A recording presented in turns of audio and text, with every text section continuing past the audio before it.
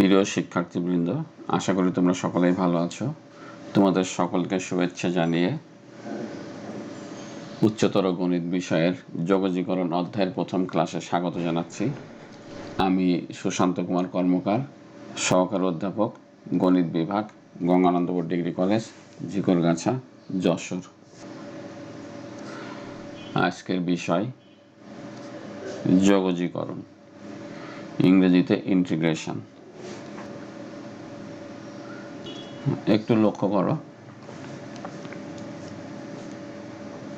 5 + 7 = 12, অর্থাৎ 5-এর সাথে যদি আমরা 7 যোগ করি তাহলে 12 পাওয়া যায়। এখন যদি আমরা এই 12 থেকে 5-এ ফিরে যেতে চাই তাহলে আমাদের একটা বিপরীত প্রক্রিয়া আছে। দেখো, এই যে 12 থেকে যদি আবার আমরা এই 7 বিয়োগ করি তাহলে আমরা এই 5 আবার ফিরে পাব। তাহলে বিয়োগ হচ্ছে যোগের একটা বিপরীত প্রক্রিয়া।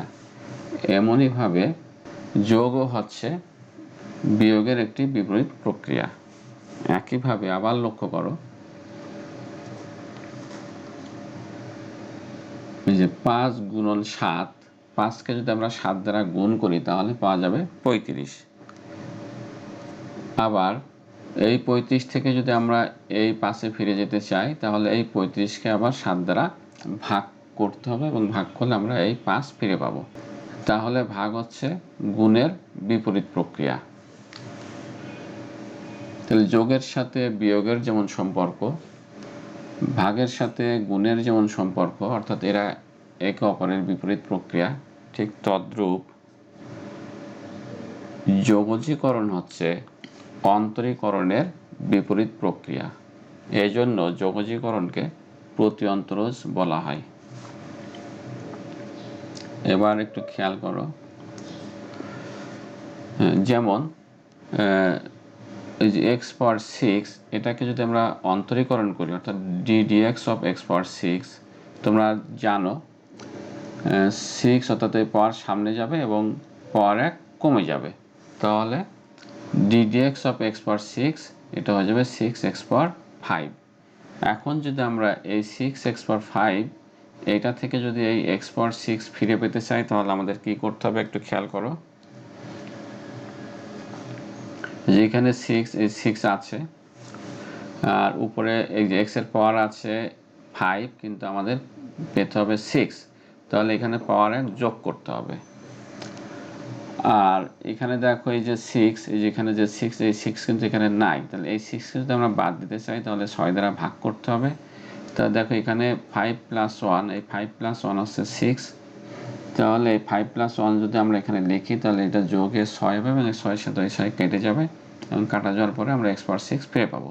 তাহলে দেখো হিসাবটা কি দাঁড়াচ্ছে, 6 গুণন উপরে হলো x⁴, নিচে 6, এই 6 আর 6 কেটে গেল, ফলে আমরা x⁴ ফিরে পেলাম। তাহলে এই প্রক্রিয়ার মাধ্যমে আমরা দেখো 6x⁵ থেকে আমরা x⁴ ফিরে যেতে পারি। তাহলে এটাই হচ্ছে এই যে আমরা যে প্রক্রিয়াটা করলাম, এটা হচ্ছে এই অন্তরীকরণের বিপরীত প্রক্রিয়া, এটাই মূলত যোগজীকরণ। আবার লক্ষ্য করো, ddx(x⁴) এটাকে যদি আমরা অন্তরীকরণ করি তাহলে পাওয়ার সামনে গিয়ে পাওয়ার 1 কমে যাবে, অর্থাৎ 8x⁴। আবার ddx(x⁴) +3 বা -3, অথবা এখানে অন্য যে কোনো সংখ্যা থাকতে পারে, এটাকে যদি আমরা অন্তরীকরণ করি তাহলে কিন্তু 8x⁴ পাবো। এখন যদি আমরা 8x⁴ থেকে এই x⁴ ফিরে যেতে চাই তাহলে দেখো কি করতে হবে, আগের মতোই এখানে পাওয়ার দেখো 7 + 1 1 বাড়ানো হলো, ফলে পাওয়ার 8 হবে। আর পাওয়ার যত হলো তত দ্বারা যদি ভাগ করি পাওয়ার 8 হয়েছে, অর্থাৎ 7 + 1 8, তখন এই 8 আর 8 কেটে যাবে, তখন আমরা x⁴ পাবো। তো দেখো এখানে দেখানো হচ্ছে হিসাবটা, যে উপরে হলো x⁴, নিচে 7 + 1 এটা 8, ফলে এই 8 আর 8 কেটে আমরা x⁴ ফিরে পেলাম। আবার এই যে x⁴ +-3, এটাকে কিন্তু অন্তরীকরণ করেও আমরা 8x⁴ পেলাম। এই 8x⁴ যদি আমরা এই প্রক্রিয়ায় করি তাহলে x⁴ পাবো, কিন্তু এই যে এখানে যে ধ্রুবক সংখ্যা একটা ছিল 3, এই 3টা কিন্তু এই প্রক্রিয়ায় ফেরত পাওয়া যায় না। তাহলে যোগজীকরণ করলে কিন্তু যে ধ্রুবক সংখ্যা বা এখানে যদি অন্য কোনো সংখ্যা থাকে, 3 হতে পারে কি অন্য কিছু, এইগুলো আমরা কিন্তু ফিরে পাই না। এই জন্য যোগজীকরণ করলে যে ফলাফল আসবে এর সাথে একটা যোগজীকরণ ধ্রুবক যোগ হিসাবে লেখা হয়। তো দেখো এবার, তাহলে এই যে 8x⁷, এই 8x⁷কে যদি আমরা যোগজীকরণ করি তাহলে পাওয়া যাবে x⁴ যোগ এইটা একটা ধ্রুবক, এখানে c হচ্ছে বলা হচ্ছে যোগজীকরণ ধ্রুবক। তাহলে x⁴ প্লাস c, এটা কেন লিখব? কারণ এই ধ্রুবক সংখ্যাগুলো আমরা যোগজীকরণ করে ফেরত পাবো না, এই কারণে একটা c লেখা হয়। এখন একটু খেয়াল করো, যদি এই 8 এখানে না থাকতো, যদি 8 এখানে না থাকতো তাহলে 8 এখানে থাকবে না, ফলে 8 এখানেও থাকবে না, ফলে আমাদের উত্তর আসবে কত?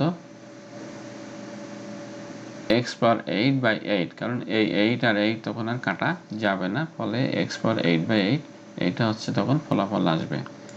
তাহলে শুধু x⁴কে যদি আমরা যোগজীকরণ করি তাহলে পাওয়া যাবে x⁴কে যোগজীকরণ করলে পাওয়া যাবে x⁴8/8 যোগ c।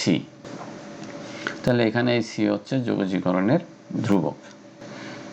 এবার দেখো আমরা যোগজীকরণ কিভাবে লিখব। এই যে এখানে এই চিহ্নটা হচ্ছে যোগজীকরণ চিহ্ন, এটা s এর একটা বর্ধিত রূপ।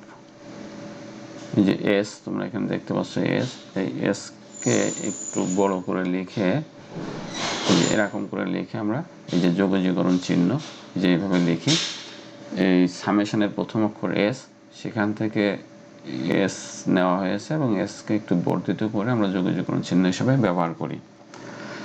তাহলে এটাকে বলে ইন্টিগ্রেশন চিহ্ন বা যোগজীকরণ চিহ্ন। তাহলে ইন্টিগ্রেশন অফ x⁴ dx, এখানে চলক হচ্ছে x এবং এটা x এর প্রেক্ষিতে যোগজীকরণ করা হবে, এই জন্য এখানে লেখা হবে dx।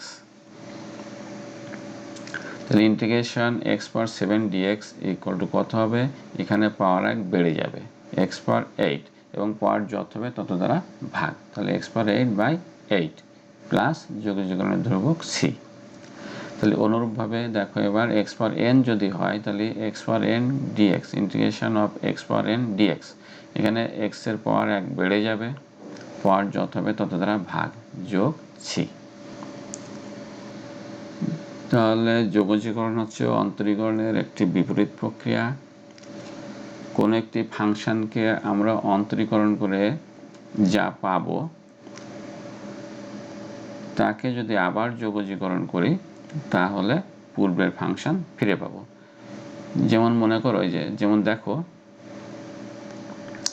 দেখো ddx অফ fx, অর্থাৎ fx এর অন্তরীকরণ যদি করি তাহলে পাওয়া যায় f'(x).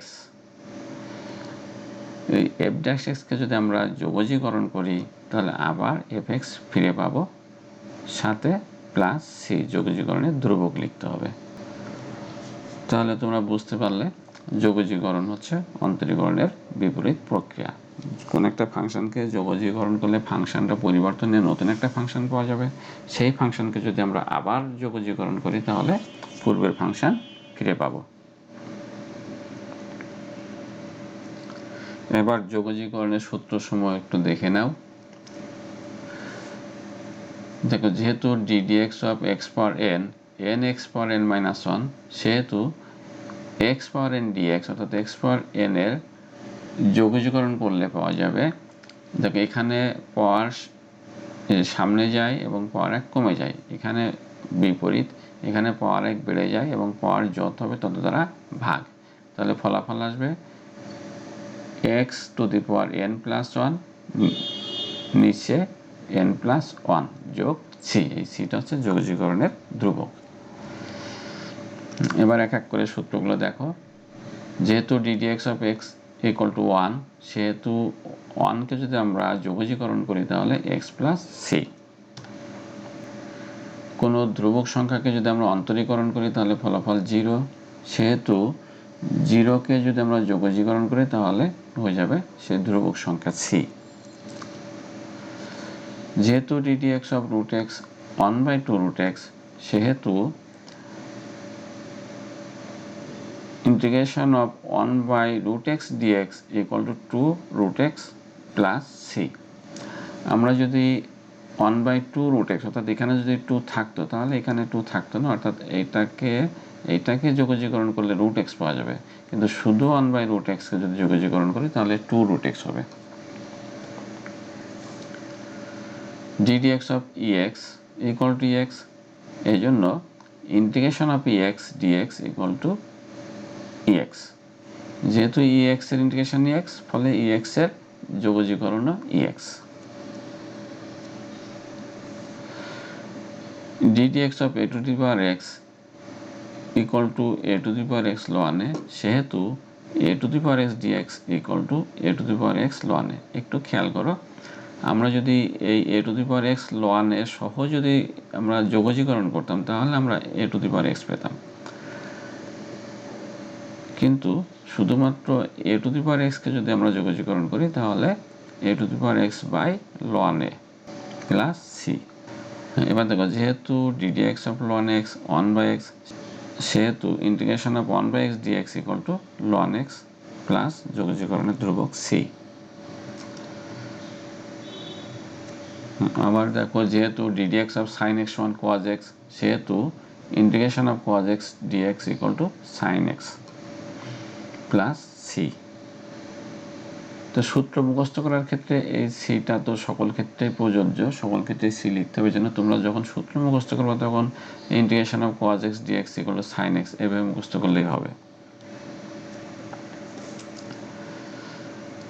হ্যাঁ, যেহেতু ddx of cos x equal to minus sin x, সুতরাং integration of sin x dx equal to minus cos x। একটু খেয়াল করো, এখানে দেখো আমরা মাইনাস সাইন এক্স কে যদি যোগজীকরণ করতাম তাহলে cos x পেতাম, কিন্তু শুধু সাইন এক্স কে যোগজীকরণ করলে পাওয়া যাবে মাইনাস cos x।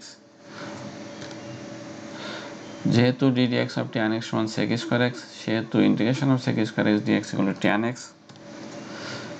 যেহেতু ddx of cot x সমান মাইনাস cosec square x, সেহেতু cosec square x dx equal to minus cot x। যেহেতু ddx of cosec x সমান minus cosec x cot x, এগুলো কিন্তু তোমাদের আগে সব শেখানো আছে, সেহেতু ইন্টিগ্রেশন অফ cosec x, যে এই cosec x cot x equal to minus cosec x।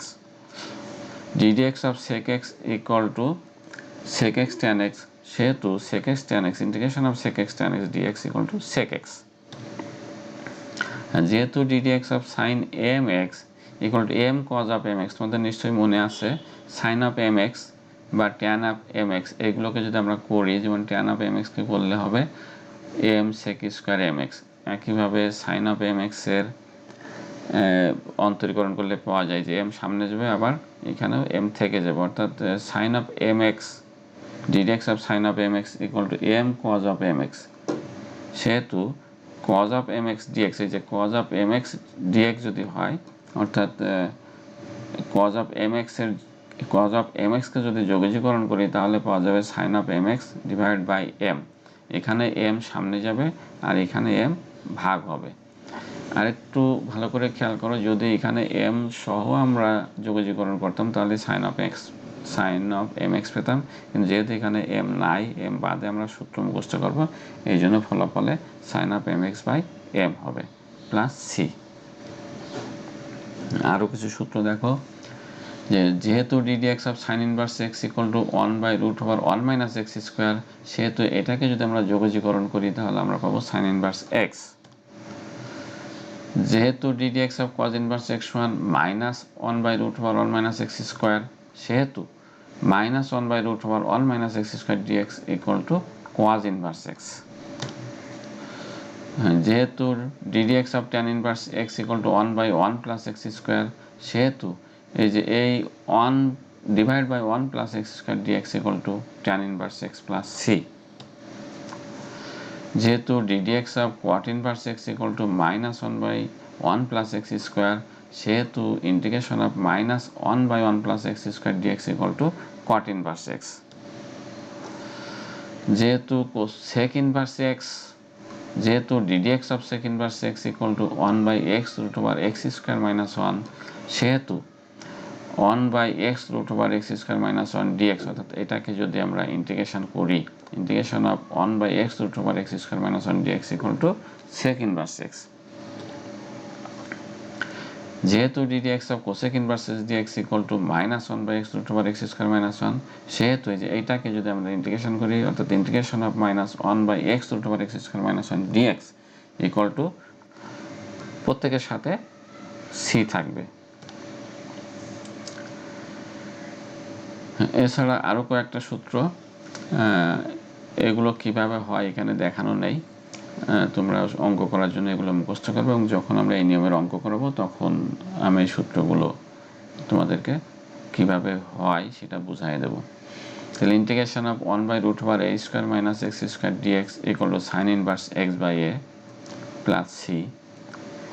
Integration of 1/a² + x² dx = 1/a tan inverse x/a plus c। আর যদি রুট না থাকে এখানে, তাহলে 1/a² - x² dx, তখন সূত্র কিন্তু আলাদা হয়ে যাবে, একটু ভালোভাবে এগুলো মনে রাখবা। 1/2a ln of mod a plus x divided by a minus x plus c। আর যদি x² - a² থাকে, তাহলে integration of 1/x² - a² dx = 1/2a ln mod of x minus a by x plus a plus c। তাহলে তোমরা এই সূত্রগুলো সুন্দরভাবে পড়ে ফেলবে এবং এগুলো মনে রাখার চেষ্টা করবা, কারণ অঙ্ক করতে গেলে এই সূত্রগুলো খুবই প্রয়োজন। সূত্র ছাড়া কিন্তু কোনো অঙ্ক করা যাবে না। তোমাদের যদি অন্তরীকরণের সূত্রগুলো মনে থাকে তাহলে কিন্তু যোগজীকরণের সূত্রগুলো তোমরা বলতে পারবা। এই জন্য আমি কিন্তু পাশাপাশি লিখে দিয়েছি এবং তুলনা করেই লিখে দিয়েছি যে এখান থেকে কীভাবে এখানে গেলাম, আবার এখান থেকে কীভাবে আবার পূর্বের জায়গায় ফিরে যাচ্ছি। পাশাপাশি তোমরা ত্রিকোণমিতির সূত্রগুলো আবার ভালোভাবে মুখস্থ করবা এবং এগুলো ভালোভাবে দেখবা। আমি আগামী ক্লাস থেকেই যোগজীকরণের অঙ্ক করাবো। আজকে তোমরা এই সূত্রগুলো ভালোভাবে দেখবা, সূত্র দেখবা, ত্রিকোণমিতির সূত্র, অন্তরীকরণের সূত্র এবং যোগজীকরণের সূত্র। এই সব সূত্রগুলো যদি তোমাদের মাথায় থাকে তাহলে অঙ্কগুলো খুব সহজেই বুঝতে পারবা। যোগজীকরণের প্রথম ক্লাস এ পর্যন্তই। পরবর্তী ক্লাসে যোগজীকরণের অঙ্ক করানো হবে। তোমাদের সকলের মঙ্গল কামনা করে এবং সুস্বাস্থ্য কামনা করে যোগজীকরণ অধ্যায়ের প্রথম ক্লাস এখানে শেষ করছি। সবাই ভালো থাকবে, সুস্থ থাকবে। সকলকে ধন্যবাদ।